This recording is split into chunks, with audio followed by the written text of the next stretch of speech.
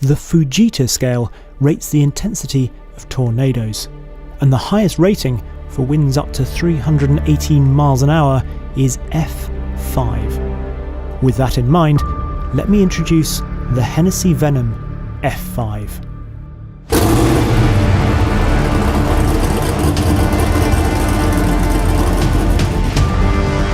Endowed with over 1800 brake horsepower, more than 1600 pounds-foot of torque and flame-spitting exhausts, the concept of too much is anathema to this £2.1 million car. It promises to be the card that every child will want in their hand when playing top trumps. The VMAX? Well, when it tests at the NASA Shuttle Landing Facility in Florida, the expectation is that it won't be too far off that upper F5 rating, with a target of over 500 kilometers an hour or 311 miles an hour. But Hennessey does want this to be more than just a straight line one-trick pony, so let's take a closer look. Wow. I thought I'd start at the front of the car because A, it seems logical, and also because I just want to talk about the badge here. It's rather beautiful because it's inlaid and then they lacquered over the top of it, but it's a new badge for Hennessey, this H, and that's kind of important for this car because you might have heard of the Venom GT in the past, which looked very much like a Lotus Exige because that's what it was based on, and technically it was still a Lotus Exige. The other part of the Hennessey business is, well, they call it making fast cars go faster. So, you know, everything from the Velociraptor, the Ford truck to, Corvettes, anything really that they can make go faster. And they've done 12,000 of those over the year. They're going to do 1,000 of them in 2021, quite probably. But this is a sort of entirely separate side of the business. This is their first car, ground up. It's entirely their own. It's not based on anything else. So it was deemed right to have its own branding. So that's, well, I just thought I'd mention that there. What have we got here? Well, we've got carbon fibre bodywork. We've got aluminium subframes around the central monocoque, which we'll get to in a minute. So we've got box section aluminium at the front and tubular space frame at the rear.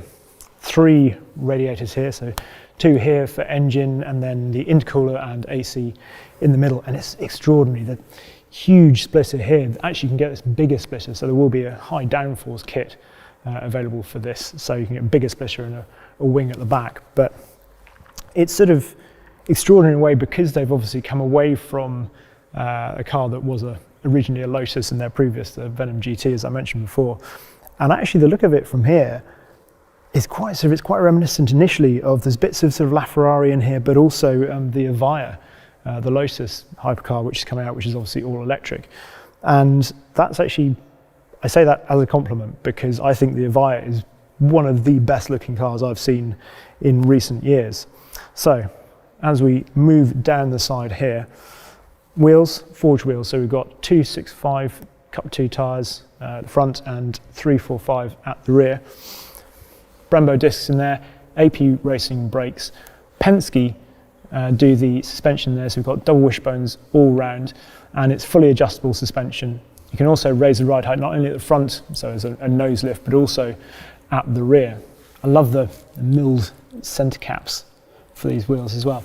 Incidentally, the air from those front radiators is all channeled, in fact, not to sort of come out the side here and so therefore affect the heat for the tyres, but actually channel all the way down through to the back of the car for the diffuser. So they actually keep the airflow down the side relatively clean by doing that. And if you look underneath as well, it is pan flat all the way to the back for that big rear diffuser. Moving down here, I love these. They're so beautiful, these wing mirrors. And actually, because obviously when you're doing 300 miles an hour, potentially, they need to be really, really strong. So these are actually solid carbon fibre, which they then drilled through to just get the electrics up to them. Middle bit of the car, the central part of it, the heart of the chassis, this carbon fibre monocoque, which weighs just 86 kilos. And this car, as much as it's sort of, it's the American dream, this car, it's actually quite a sort of a global car in a way. I've just mentioned, obviously, Brembo and AP. This central monocoque, which is all-encompassing, and this is not cosmetic here, this is actually the monocoque that you can see in all these bits that go round here, back down here as well. It's made by a British company called KS, which I'd never heard of. They in fact do all the carbon fibre on the bodywork, and it is absolutely beautiful stuff. So yes, it's an American car, but they've pulled in partners from all over the world, which I like that. More of that in a bit actually when we get to the engine in gearbox. One little thing though, as much as I've just said it's a global car, I love little things like this. You can just see on the glass here, it's got Hennessey, and it's got the Lone Star for Texas, and then come and take it. That central carbon tub, by the way, has a torsional rigidity of 52,000 Newton meters per degree.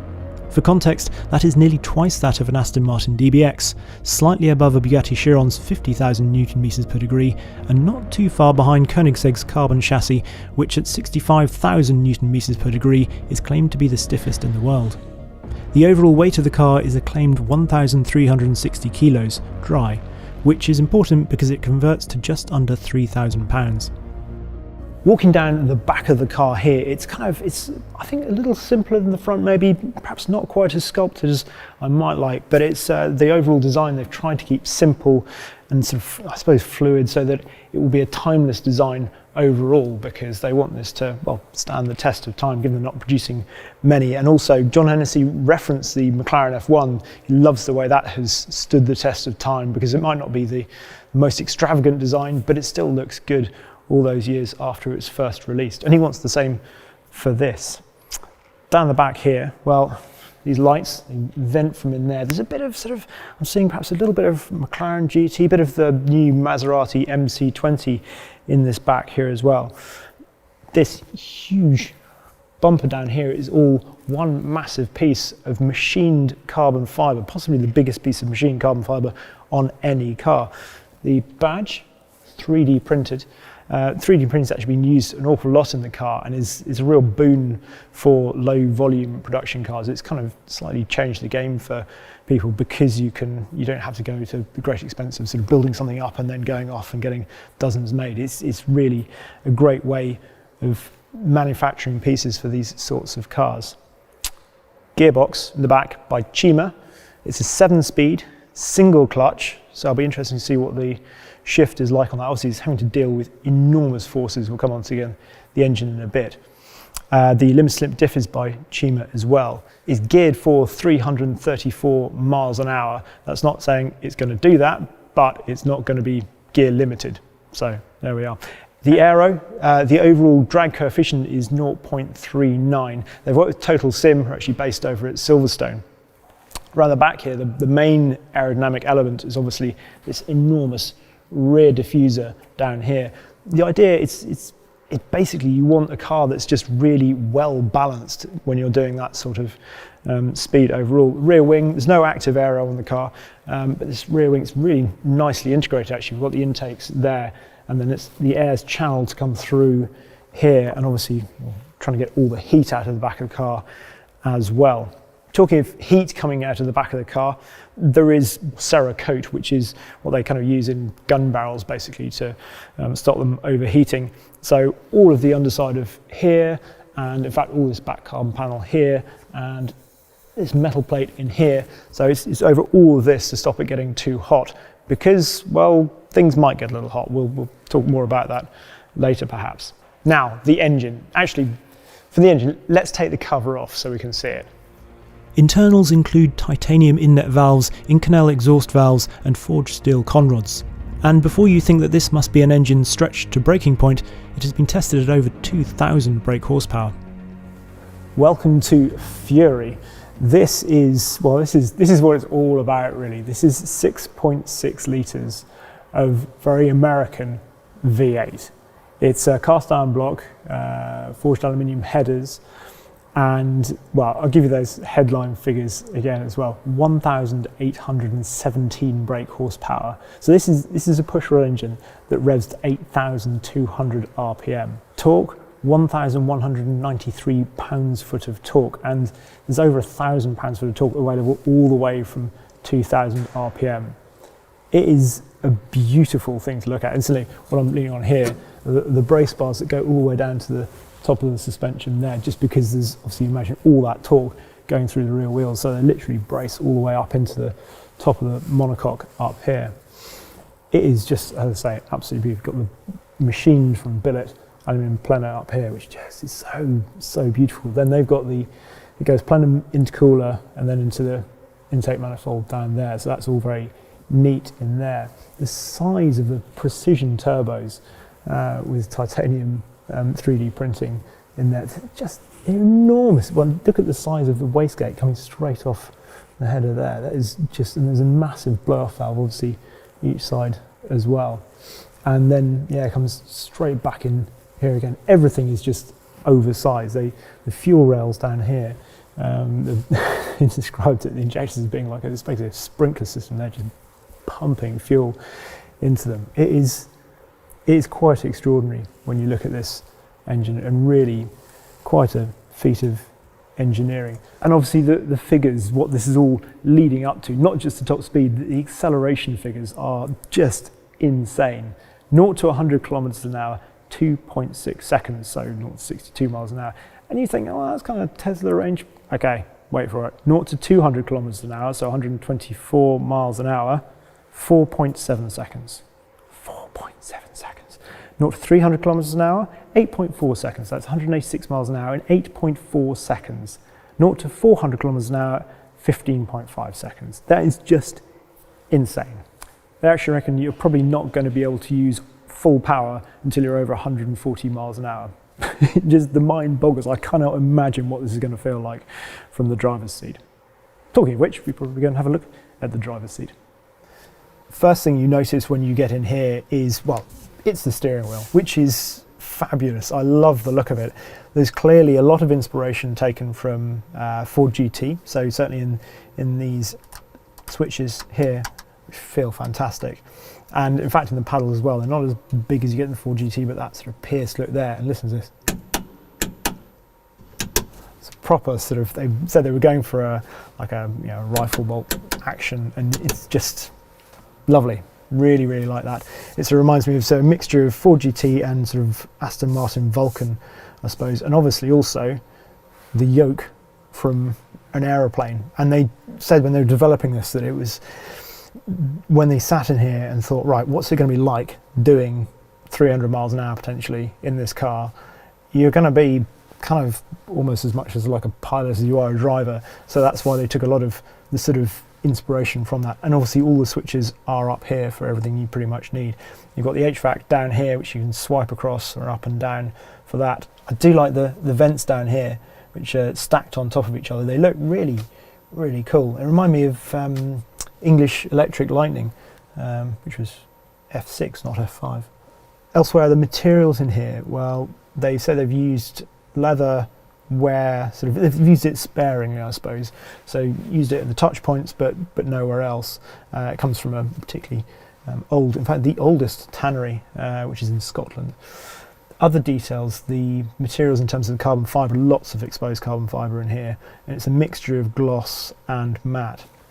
Incidentally, down here we've got some carpet, and it's not sitting on top of the carbon fibre. They've actually sort of almost inlaid it here into, and there, big pedals as well, enormous pedals, probably the largest pedals I think I've ever seen in a car of this type.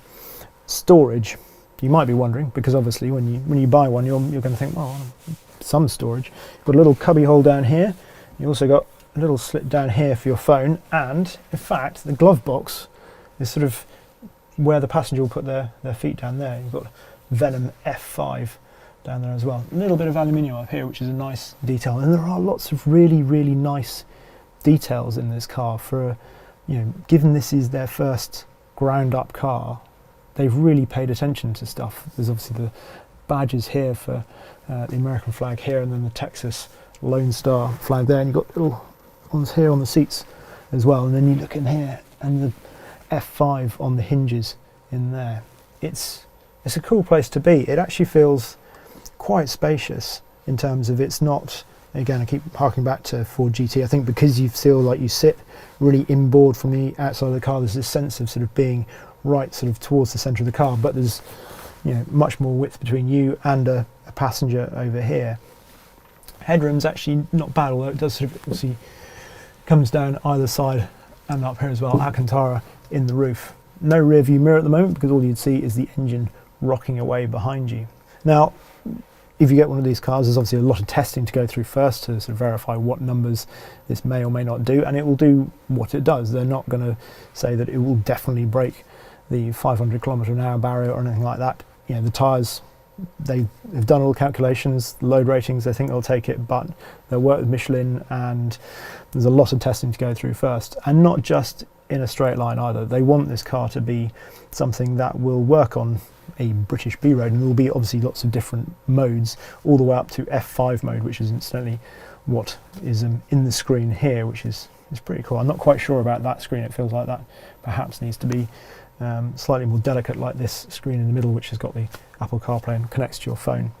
But if you buy one of these cars, then you will need to go through a day's testing to be allowed to actually access the F5 mode in total. They said they will go to Circuit of Americas, also want to go to the Nürburgring as well, not necessarily to set an outright lap time, but to check that it will go under 7 minutes there. And yeah, the only thing left really is to wonder what happens when you press the ignition button just there. And they have promised that they will start up the engine for me. So, without further ado, let's hear that 6.6 litre turbocharged V8 start up. Right, I genuinely haven't heard this yet, so fire in the hole!